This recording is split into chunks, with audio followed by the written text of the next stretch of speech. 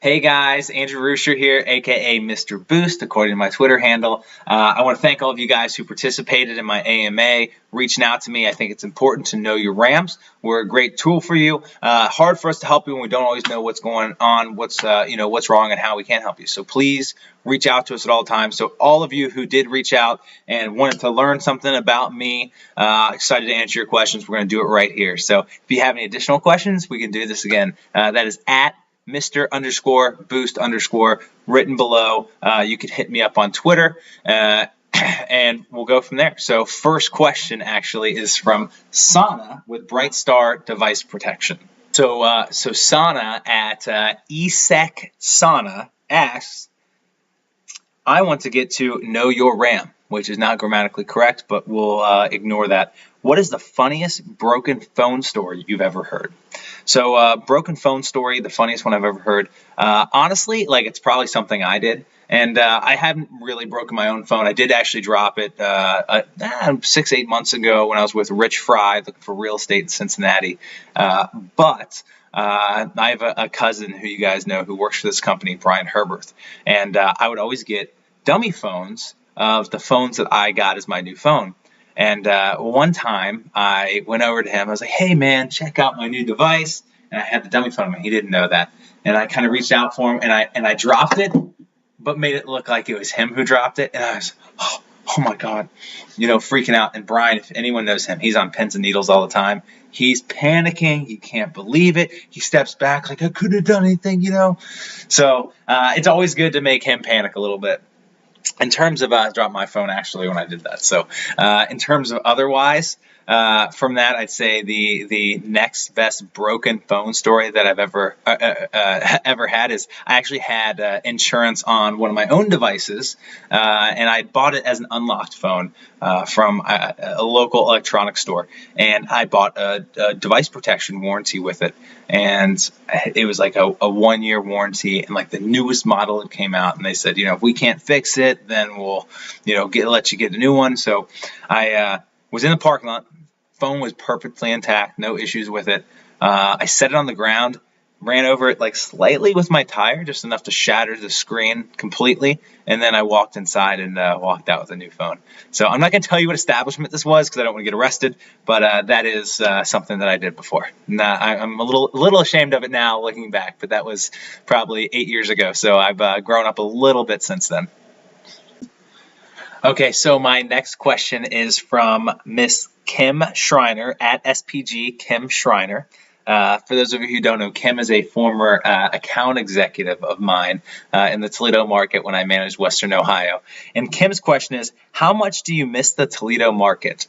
Well, I'm not going to lie to you. I miss it a good amount. I had some very, very good trips up to Toledo. But what I miss the most about it is looking at the numbers today, and I see that the 9 4.0 doors that I opened in that market over the past year right before I left, not even counting the ones that are still pending open that are going to be opening very, very soon, have a PSA of 105, and seeing that commission not hit my pockets is, sucks a little bit, but pretty proud of what we accomplished, Kim. So I'll pull a DK on this one and say, you're welcome.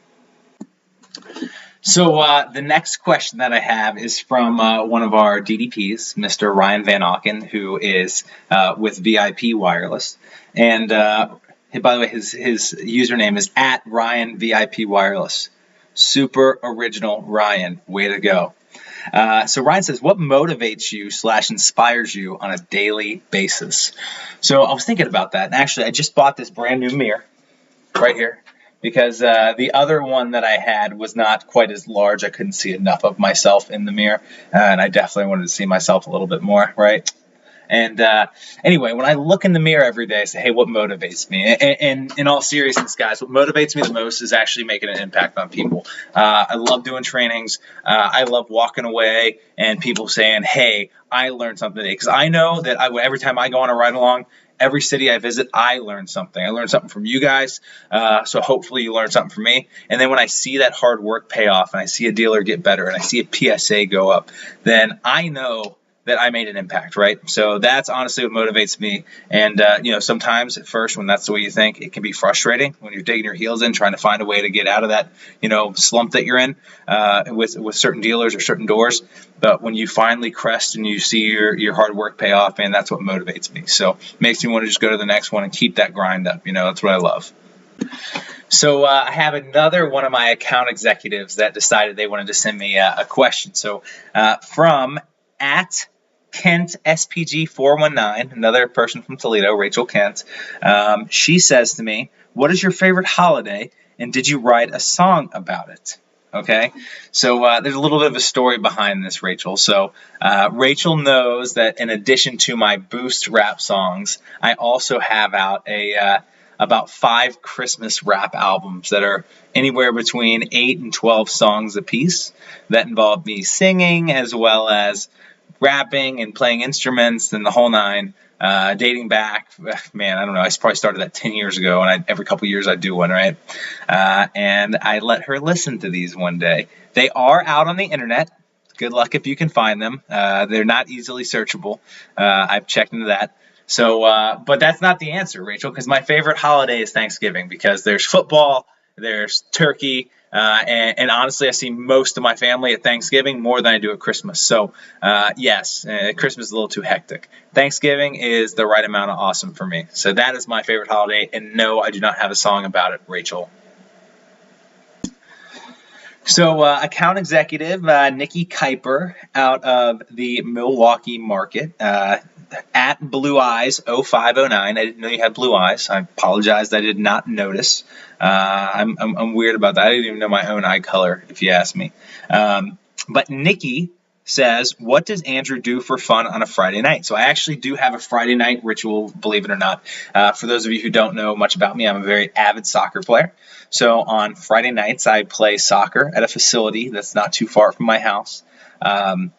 Depending on the game time, usually games range from 6:30 up until, as late as 8:50 start times. But every week after the game, we kind of have the same ritual.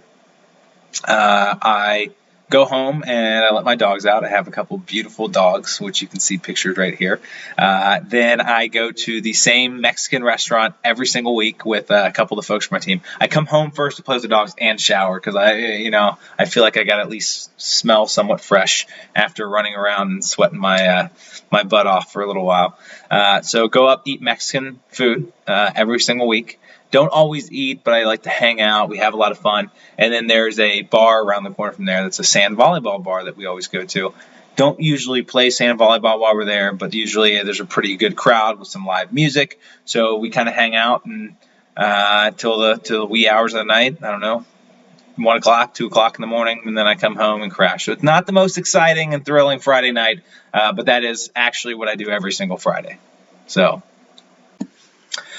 this one's actually a little bit interesting. I actually had 2 people who gave me virtually the same question. The first one is Michelle Valdez.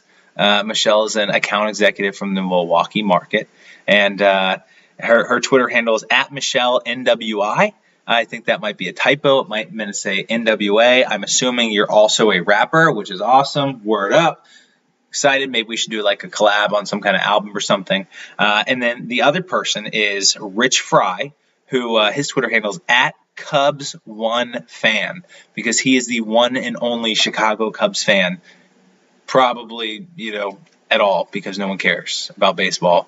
That's just how I feel about it. So Rich asked, "What is your favorite part of being a Ram?" And Michelle says, "What's your favorite part about being a Ram?"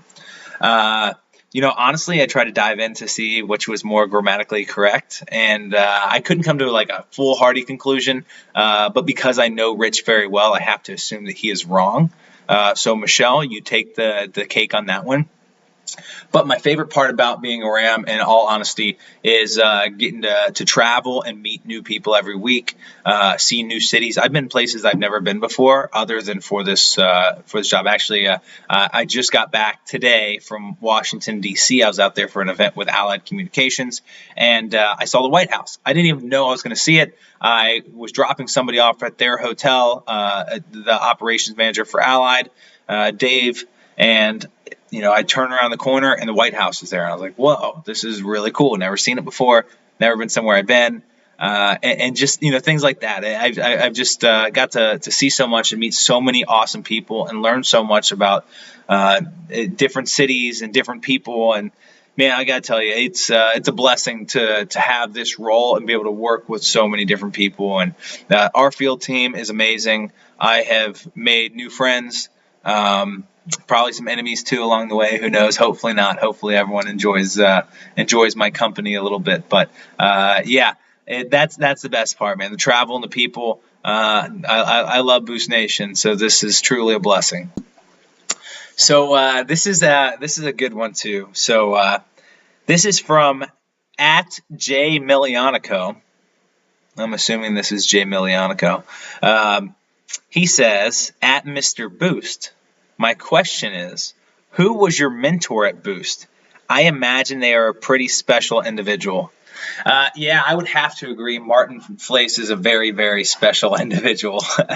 No, Jay, I'm just kidding. I don't want to give Martin all the credit. I learned a lot from Martin, working under him as an AE for about 20 months, just shy of 2 years when I was an account executive.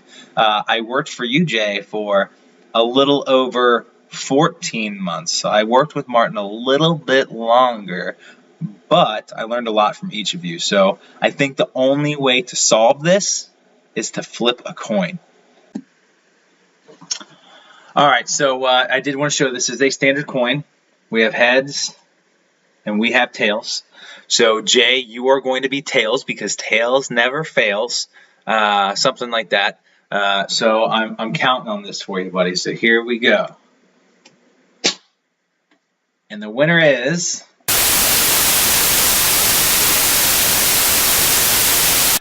In all seriousness, Jay, yes, I learned a lot from you. You seriously have gave me a whole new perspective on business, how to manage accounts, and I nothing but love you for it. I appreciate everything that you've done for me. And help me build my brand at Boost. You have been phenomenal, so thank you, truly. Hey, just wanted to say thank you to everyone who participated in the AMA. Really, really appreciate it. I look forward to working with all of you guys going forward, if I haven't already. Just excited to meet you all, and thank you. Keep following me. I need more followers. Follow me on YouTube as well. Wonder Rusher. You can search for me, okay? Thank you, and have a good day.